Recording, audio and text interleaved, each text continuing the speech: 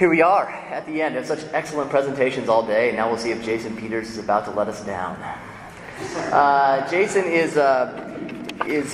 comes to us from Michigan today. He's from and lives in a small town just outside Lansing, Michigan.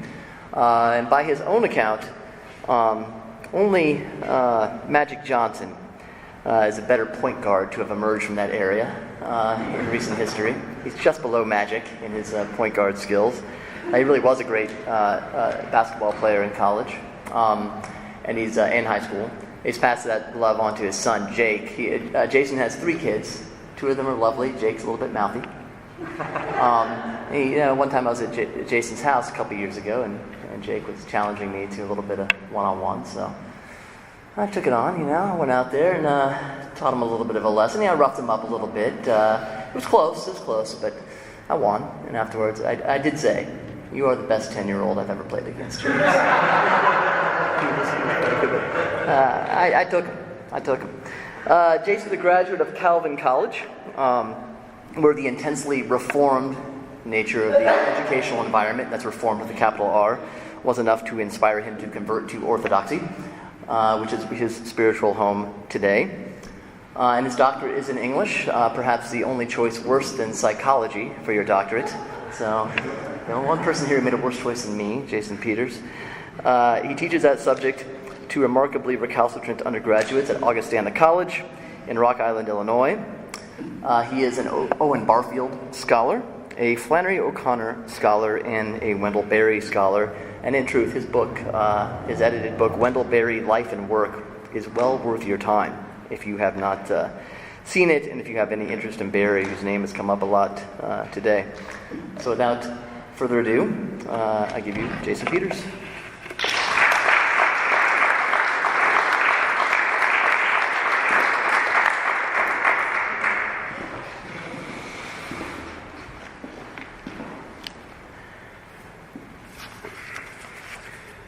The great advantage of speaking in this slot is that you don't have to be very good because everybody's thinking about happy hour. Thanks, Ryan, for this invitation. It's a pleasure to be at a sane conference with sane people. In my discipline, professional conferences generally involve people who believe things that aren't true and who talk about it in the most tortured prose the English language has ever been twisted into. So it's nice to be a part of this hopeful meeting. And I learned today that you Catholics can say a Mass in 30 minutes. We can't even get to the epistle reading in 30 minutes. I was hoping a priest would be here and get my conversion started. I mean, I'm Orthodox, but it's not a religion with me. And I think I learned that you say Tempe, not Tempe. Is that right? It's an iambic foot, not a trochaic foot. I've been saying it wrong my whole life. Jeremy touched upon the bummers of work. I was reminded of something Thomas Merton once said. His advice was, don't be a success. Be a drunkard, be a bastard, be anything but a success. And this was in the context of discussing his own work, in which he also said, if I ever have written a bestseller, I shall take more care never to do it again. Because Thomas Merton was a man of sane sensibilities as well. Have you read, how many people in here have read Graham Greene's The Power and the Glory? Okay, we have a pretty good number, and you know about Graham Greene most. How many of you have read Flannery O'Connor's Wise Blood, her first novel? Okay, pretty good number too. How about Flannery O'Connor's short story, Good Country People? Get rid of the salt of the earth and let's eat. I'm asking because I'm going to have to do a kind of Carson Palmer thing when he had 2 good arms and maybe call an audible up here. I understand, if I understand the culture around here correctly, the whole point is to get the ball into Larry Fitzgerald's hands if we can do it as quickly as possible. I'm going to talk about the fruit of work in this sense, the end of work in our vocations. And I'm going to use these two novels to illustrate the points that I want to make. And I will probably say something, too, about a couple other of Flannery O'Connor's pieces. But I'm interested now in fruit. Fruit of work is a metaphor. We don't mean necessarily strawberries and necessarily apples. The fruit on my apple trees on my farm are the fruit of the work of many things. Now, I want to think of fruit now here, metaphorically certainly, but fruit as the end of an organic process, not a mechanical process. The apple at the end of the branch on my apple tree is the consequence of soil and sunlight and water, these things on the outside that conspire together to cooperate with the energy of the plant itself. And apart from the plant's answering to its call, which is to photosynthesize, apart from the plant cooperating in what what soil and sunlight and rainwater contribute to the process, we don't have the fruit. A mechanical process, by contrast, has a final product, but it is not the same kind of thing. It is something that comes off of a system that we make, not a system that we are subject to. It's not built into the structure of the universe the way the life of a plant is built into the order of things. So I don't mean here the fruit of work as in the end product of a mechanical system. I mean the end of work as an organic thing, in which the rich biotic neighborhood known as topsoil, about which we know very little, and the massive infusions into our lives every day of sunlight, which should remind us of divine intention in the world. In thy light we shall see light.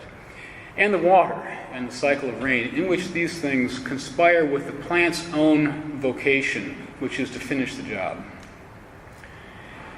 The plant is, you might say, involved in the process of synergy. It must also say, "Be it done unto me according to thy word." That's what I'm trying to. Those are the terms that I'm trying to use to think of the end product of work here. I think there's a very interesting relationship between this, as I've described it, this organic metaphor for fruit of labor, and the action that we see in these really fine novels by Flannery O'Connor and Greene, which I'm going to summarize quickly and say a few things about. One that I want to make sure I get across to you is this. These two novels they share a structural feature, which I find very interesting, because it seems to me that the structure itself is dedicated to the purpose, one of the purposes that these novelists have in these two books, which is to show us the fruit of work in the sense of vocation. What happens when a human agent in his vocation, in her vocation, acts in accordance with the kind of creature that person is, conspiring with these other elements. What's the end product of this? In The Power and the Glory, as many of you know, as the hands showed, there is a priest who is unnamed. He has no name. He's just known as the Whiskey Priest. And he's on the run in a nondescript Central American state, an atheistic state. He is now an illegal citizen because he has not renounced his orders. All priests in the state must either renounce their orders or marry, or they are hunted down by the law and executed. When the novel opens, the priest is about to get on a ship. His home village, his parish, is Concepcion, and he's about to board a ship to Veracruz. This provides the markers for the novel. Concepcion, Veracruz, or Conception and True Cross. And he hears a story about a woman who is on her deathbed. He doesn't believe that she is. But notwithstanding his weaknesses as a priest, he's a drunk, He's fathered a child. He has been derelict in many of his duties. He has preferred the accolades of his office over the duties of his office. In spite of this, and in spite of his doubt that this woman is actually in need of a priest, he goes back into the interior and essentially decides not to escape. And, of course, he's right. There's no dying woman. And so now he's on the run again, and he ends up back in his own village where he meets the woman with whom he has committed the sin of fornication and their 8-year-old daughter, Brigida. And he has this encounter with his daughter that changes his thinking about his life. The encounter ends with him talking to her. She's near a rubbish heap on the outside of the village. And he says to her, the final thing that he does for her is to affirm her importance as a child of God. He says, you are so important, you matter so much. And I would give you everything if I could give it to you. And the little child is called a little devil by her mother. She's not particularly receptive to what he's saying. And he turns his back to leave. He's on the run now.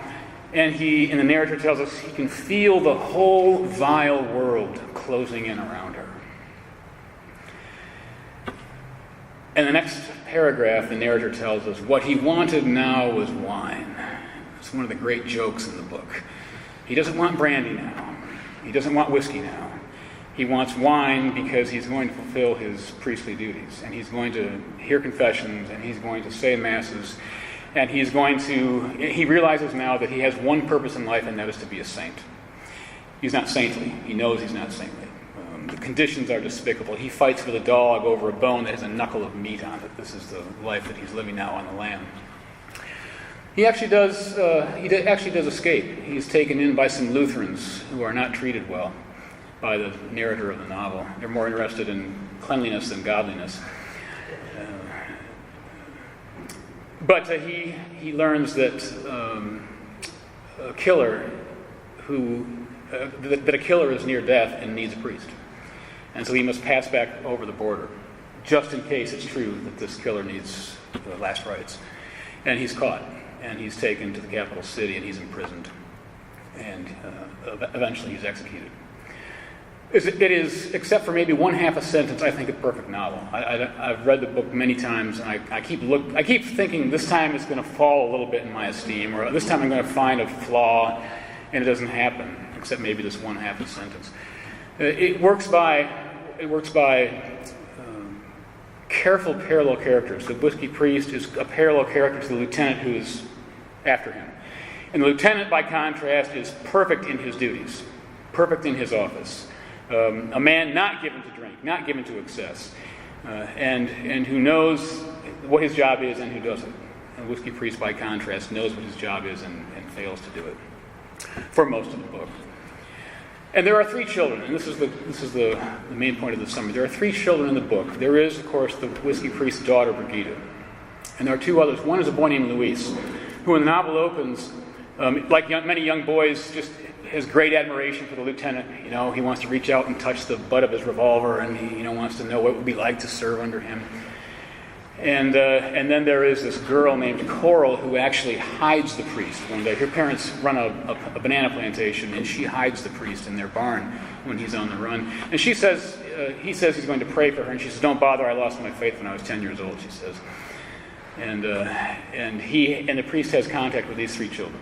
His daughter, Luis, the boy, who has admiration for the soldier, and this girl, Coral. In the end, Luis greets a new priest who comes into this atheist state by kissing his hand. He has undergone a transformation from a boy loyal to the atheist lieutenant to a boy loyal now to his faith and to the priest. The young girl, Coral, who hides the priest, who lost her faith when she is 10, is in the story presumably martyred because she hid the priest. And we are invited to think that his mere brief contact with her has affected a change in her. Because before he goes to his own martyrdom, he has this dream. And he's sitting at a table.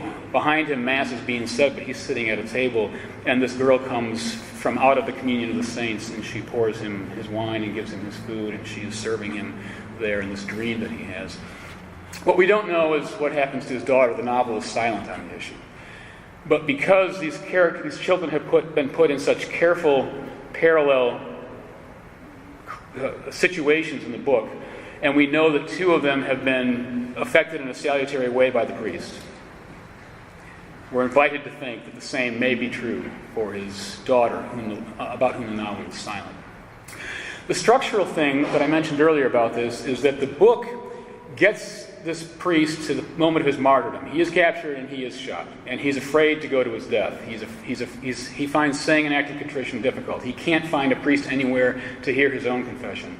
But he has this dream of the epithalamic feast at the end of things, and the little girl is serving him, and the whole novel is invested in this idea that when he realized that his job was to become a saint, he was on his way toward becoming one, and he is left alone from the novel. His story ends, and the novel then takes on the concern of the two remaining children, Louise and Coral. We learn a little bit more about them. In other words, what the novelist has done is taken the lens of the camera and now trained it on the minor characters instead of the major characters. And that's an interesting move that Greene makes in this novel.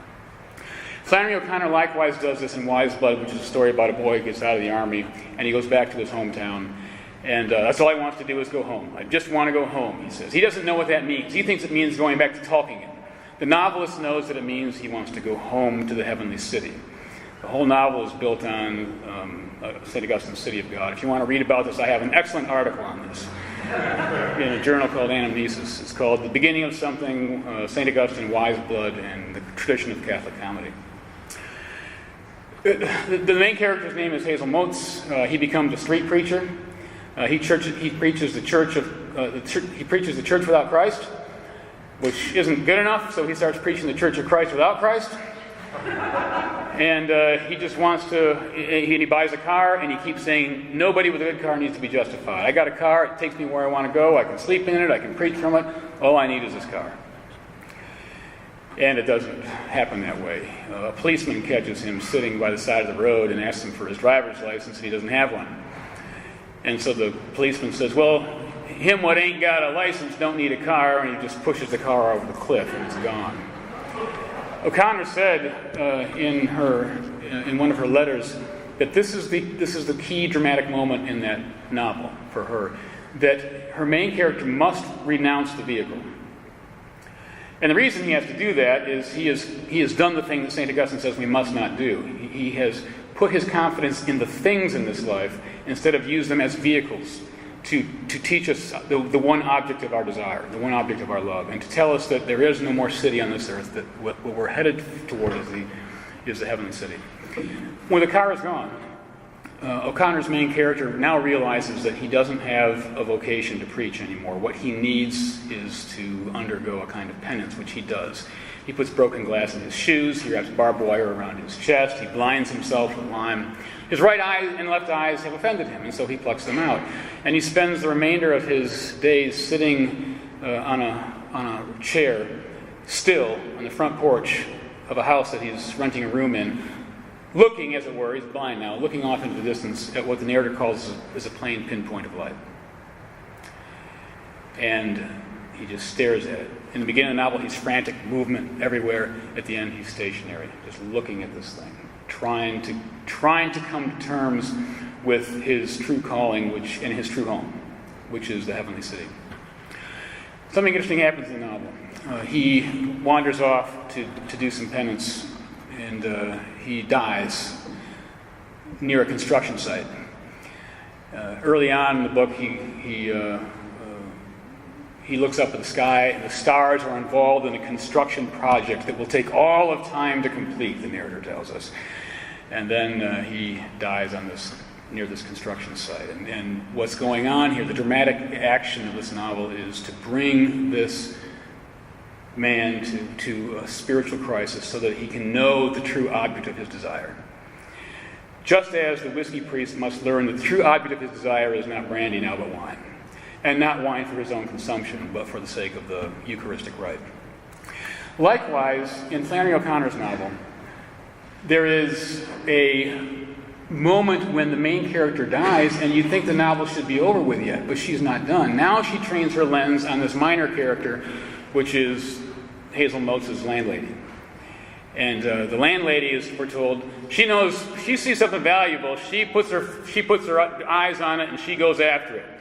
And what she first thinks is valuable is this tenant who has these checks coming from the army every month. She's gonna get the benefit of his checks, of his disability checks. And then she finds out that he's not even cashing them, he's throwing them away. This is part of his penance. He's giving alms in the best way that he knows how. But what's happening is her confidence in the things that she loves and is sure about is being undermined by this thing called grace, this operation of grace. And now what she's troubled by is this man who sits on her front porch looking off into the darkness, and she's troubled by this pinpoint of light. And she in fact offers to marry the guy. She says, well, why don't you and I get married? In a comedy, there should be a marriage at the end. Flannery O'Connor is very stingy about this feature of comedy, but she inverts it. The woman proposes to the man in a book in the grim zoo-like world of this novel, in which people are neither married nor given in marriage, but we have something near it. I like to put it this way: she has become not a beneficiary of grace, but a victim of it. She wasn't paying close enough attention to her life, to herself, and grace got in there, and now she's in trouble because it's starting to go to work on her. It's not a very hopeful degree of progress that she makes in this novel, even as it seems to us in Graham Greene's novel that what the whiskey priest achieved is a very small degree of progress. But in fact, they are both first the victims and then the beneficiaries of grace. And if I may put it this way, in a sense, grace doesn't give a damn what we think. It's going to go do its thing. And sometimes we weren't paying close enough attention. And so it's got under our skins. Like this morning, I was touching a cactus plant out walking early, and I wasn't paying attention that I probably shouldn't be doing it as I was. Next thing I knew, I was pulling things out with tweezers. The grace had got under my fingernails, you might say, the graceless cactus plant. Why I think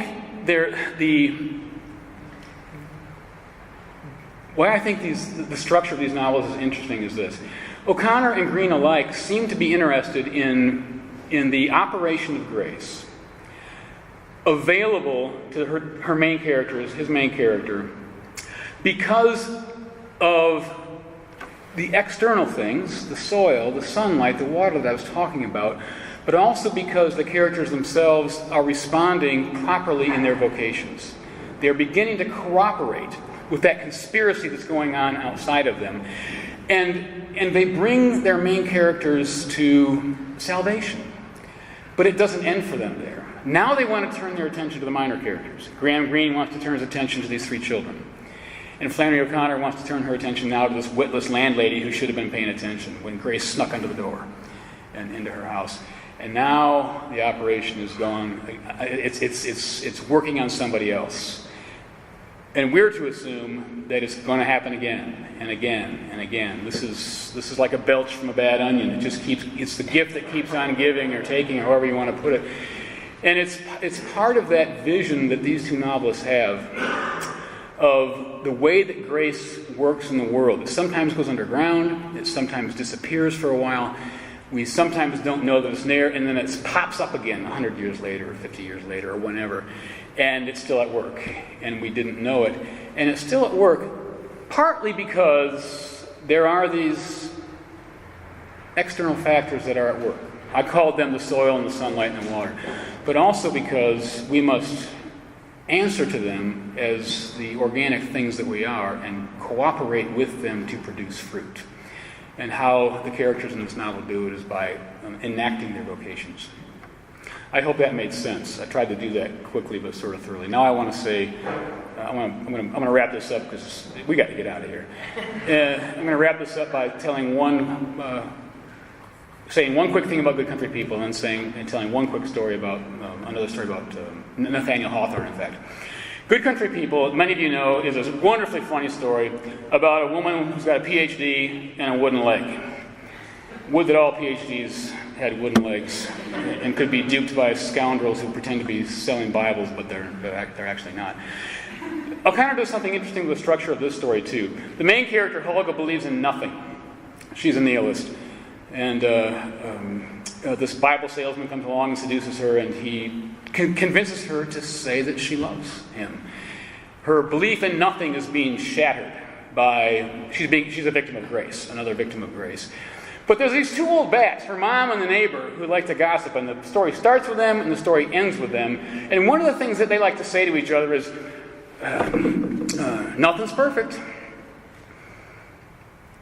Which means there's nothing in life that's perfect. But we're reading a very ironic storyteller here, and what she means by this is the answer to the question, what in life is perfect, is nothing, or, more to the point, what is the perfect thing?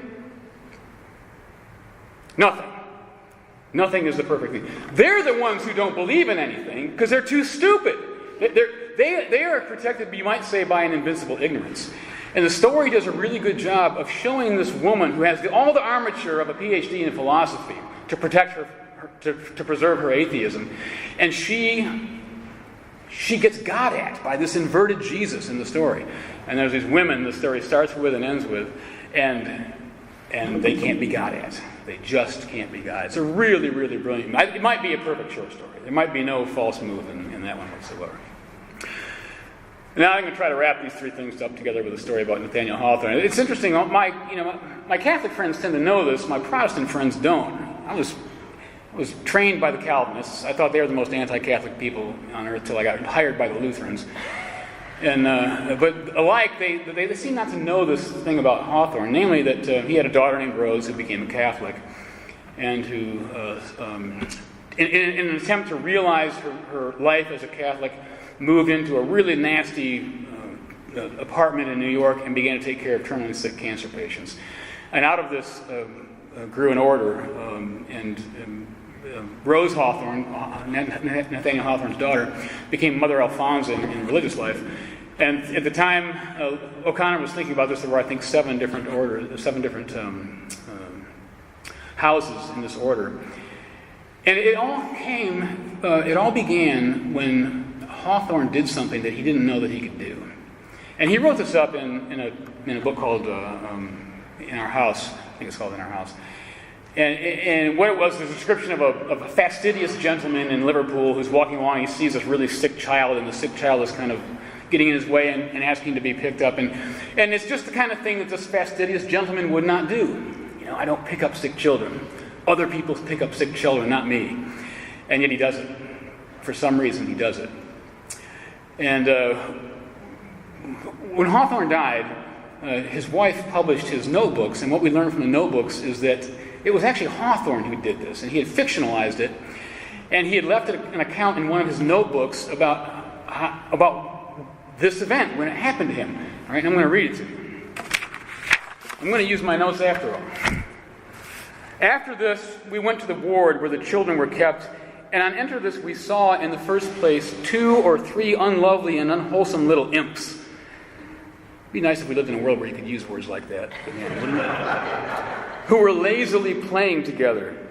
One of them, a child about 6 years old, but I know not whether girl or boy, immediately took the strangest fancy to me. This is Hawthorne writing about his experience in Liverpool.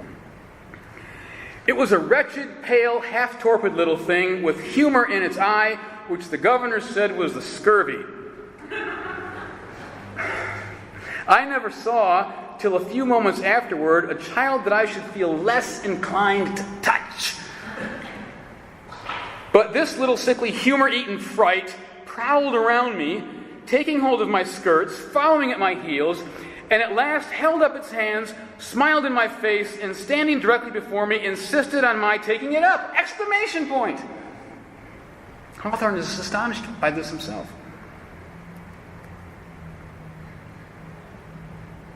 Not that it said a word, for I rather think it was underwitted and could not talk.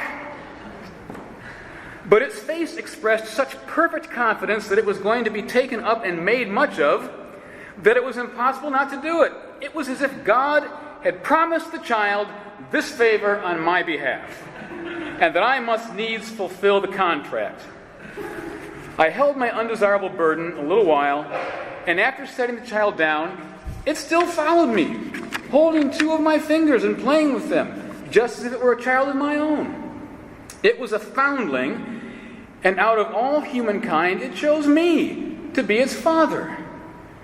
We went upstairs into another ward, and on coming down again, there was this same child waiting for me with a sickly smile around its defaced mouth and its dim red eyes. I should never have forgiven myself if I had repelled its advances.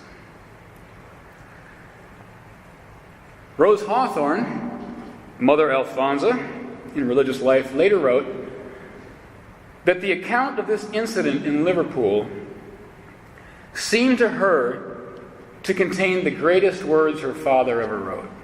This is the author of The Scarlet Letter, which I read when I was 14 for the first time. And it just ran over me like a steamroller. This is the author of The Birthmark. This is the author of The Celestial Railroad. And Rose, who had no small literary talent herself, says, these were the most important words my father ever wrote. Well, in part, it's because of this one act. This one act of answering his vocation. It was God had promised this child that I would do this kindness to us, and I had to discharge that. It was because of this one thing that Rose Hawthorne gave her life to the care of terminally ill cancer patients. Well, these nuns in this order asked Flannery O'Connor if she would be so kind as to write a novel about a young girl that they took care of. Flannery O'Connor said no. One of the things you don't get about professional writers, they don't work this way. This little girl came to them when she was 3. She had cancer. Her face was ill-formed. It wasn't finished. She had to have an eye removed. They gave her 6 months to live. She lived to the age of 12. And she was just a complete delight to the nuns around them. And they wanted her story told. And they wanted Flannery O'Connor to write it. And she said, no, I can't write it. Your job. You write it. I'll help you, but I want you to write it. And this is what O'Connor said about the whole experience. And I'll end with this.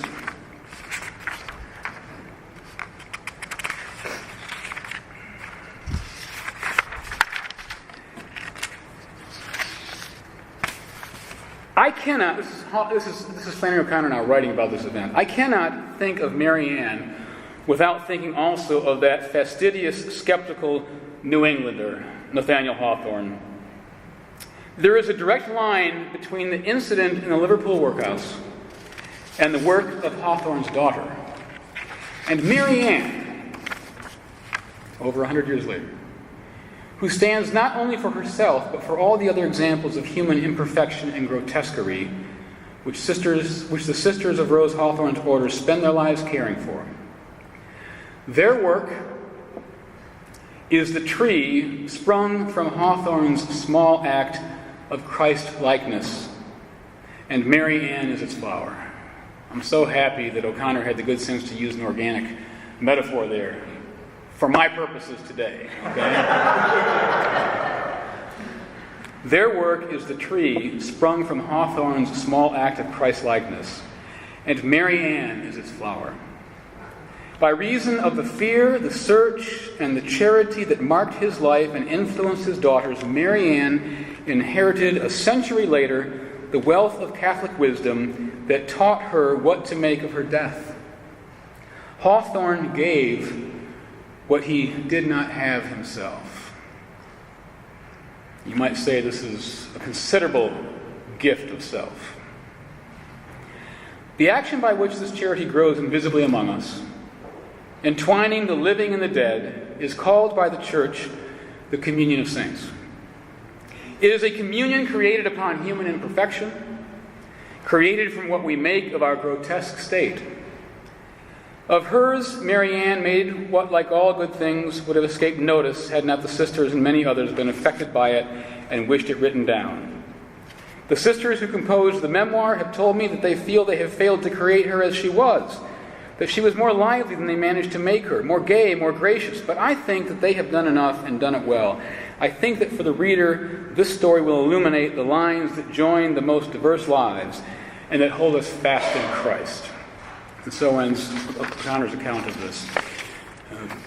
What she means to say is this little girl was the flower that began with Hawthorne's little axe, and that it's just the story of St. Vincent de Paul, isn't it? I mean, it's the story of something great coming out of something small because there is this operation of grace that holds us together in the communion of the saints. I lied. I'm going to end on this. Jeremy brought up my derelict son. I want to use this last example. And this is maybe a banal example, but I've been compelled to think about it now since being asked to come here and speak. My father said something very interesting to me once when I was about my older boy's age, when I was 15 probably. He said to me, look, I've never had a teenage son before. I'm not quite sure how this works. And you and I are going to really have to work hard together to make this work because I don't know what I'm doing. And it struck me, first of all, because I was 15. Well, you're a parent. Of course you know how to be a parent. I learned later that that's not true. But it struck me that he was sort of kind of feeling his way into this. And I kept it in my head. And then I found that one day I had to use it with my own son. When he was 15, I said, look to him. I gave my dad way less grief than my kid gives me. But I said to him, I'm going to tell you something your grandpa told me. Before I give you an orange jumpsuit for Christmas so you can get used to it.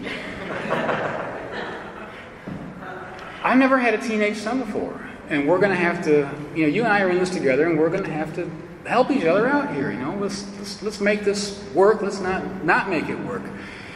And I've quizzed him on this a few times, and it turns out he was listening. He doesn't always listen, but he was listening. So what I'm interested in thinking about here is that here's my dad who did this thing, and then I've done it. And I just wonder, is that going to pop up 150 years? Is there going to be a flower from the work of that? I hope so. I think so. If we understand work as a response, a vocation, in which we cooperate with all that which goes on around us, outside of us, to bring to the very end of the branch a piece of fruit. Thank you for listening. Thanks very much.